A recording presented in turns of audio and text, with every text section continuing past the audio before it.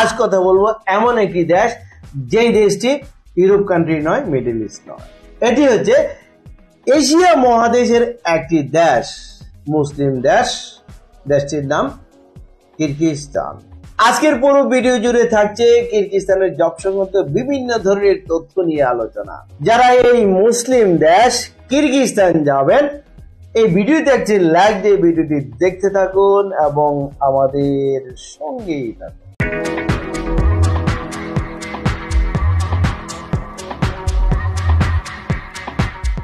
দর্শক, আপনারা জানেন আমরা কিরগিজস্তানের জব ভিসা নিয়ে কাজকর্ম করছি।